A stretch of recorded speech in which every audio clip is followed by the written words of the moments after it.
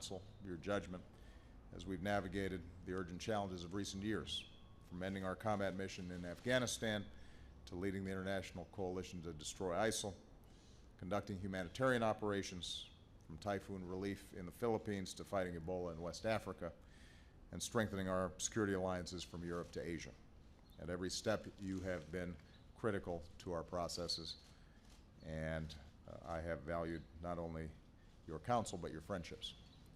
Military the world's ever known.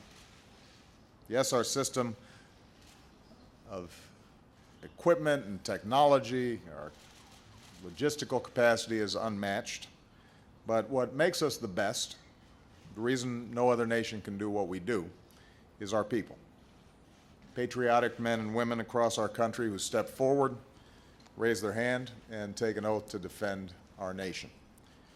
It's our men and women in uniform and their leaders who make our armed forces the very best. Among our military leaders, the chairman of the Joint Chiefs of Staff is the principal military advisor to me and my national security team, including Vice President Biden, my national security advisor Susan Rice, and our Secretary of Defense Ash Carter.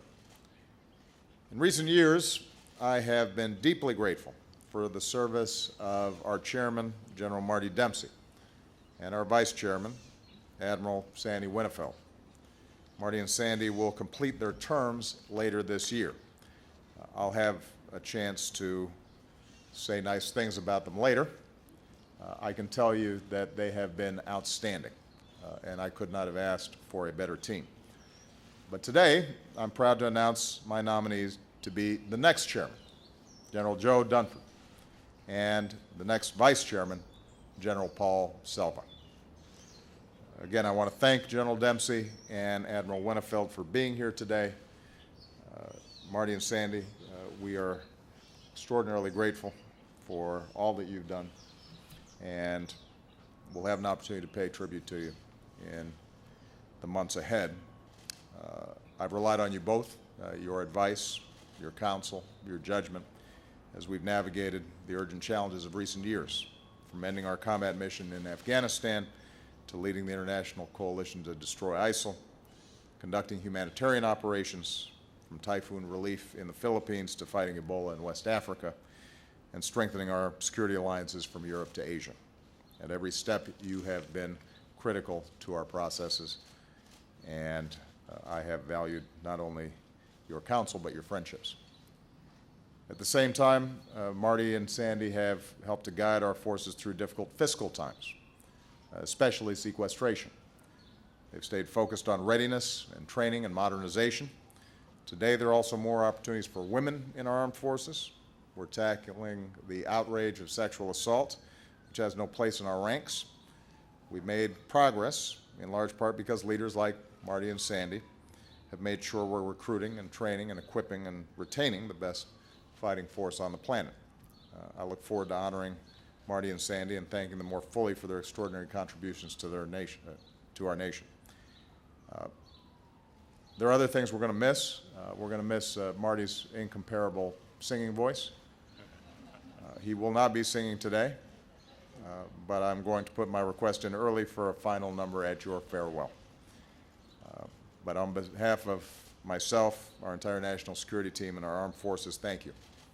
And to Deanie and to Mary, we are grateful for your family service.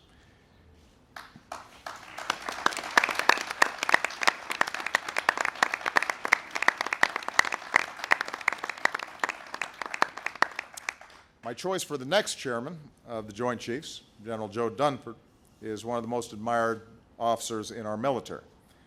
A native of Boston, Joe is the very definition of Boston strong. The son of a retired Boston police officer and Marine veteran of Korea, Joe followed in his father's footsteps and has distinguished himself through nearly 40 years of military service. He's commanded Marines in the field, from the platoon level to a Marine expeditionary force. During the invasion of Iraq, he led Marines in the charge to Baghdad. Given his combat experience, I was proud to nominate Joe as the commander of American and coalition forces in Afghanistan. I've had a chance to work with him. I have been extraordinarily impressed by Joe from the Situation Room, where he helped to shape our enduring commitment to Afghanistan, to my visit last year to Bagram, where I saw his leadership firsthand. I know Joe. I trust him. He's already proven his ability to give me his unvarnished military advice based on his experience on the ground. Under his steady hand, we've achieved key milestones, including the transition to Afghan responsibility for security, historic Afghan elections, and the drawdown of U.S. forces, setting the stage for our combat mission there. So Joe's a proven leader of our joint force, including our troops in Afghanistan, who he served Christmas dinner to. He's one of our military's most highly regarded strategic thinkers. He's known and respected by our allies, by members of Congress on both sides of the aisle, and by colleagues across our government. He's also tireless. His staff has been known to carry around a voice recorder to keep up with his commands and new ideas. He just began his service as Commandant of his beloved Marine Corps, so Joe, I appreciate your willingness to take on this new assignment. I think the only downside in my book is, as a White Sox fan, there is yet another Red Sox fan who I'm going to have to be dealing with. And I want to thank you and your wife, Ellen, for your continued service. In General Paul Selva, we have a vice chairman with 35 years of military service, as both a pilot and a commander. As leader of Air Mobility Command, he earned a reputation as a force for change and innovation.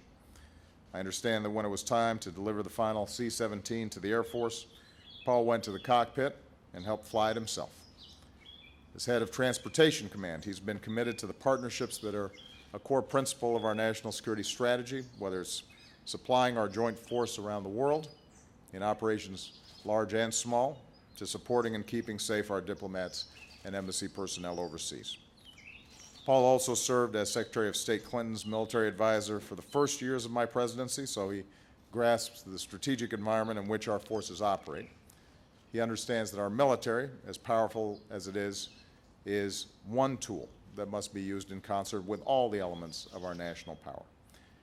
I should note that as a graduate of the Air Force Academy, Paul is especially grateful to the Academy because it's there that he met his wife, Ricky, who also served in the Air Force. And Paul and Ricky, thank you both for taking on this next chapter of your service together. Joe, Paul, we continue to call on our armed forces to meet a range of challenges. We have to keep training Afghan forces and remain relentless against al-Qaeda. We have to push back against ISIL and strengthen forces in Syria and build moderate opposition in Syria. We have to stand united with our allies in Europe and keep rebalancing our posture as a Pacific power. We have to keep investing in new capabilities to meet growing threats, including cyber attacks. So as Commander-in-Chief, I'll be looking to you for your honest military advice as we meet these challenges.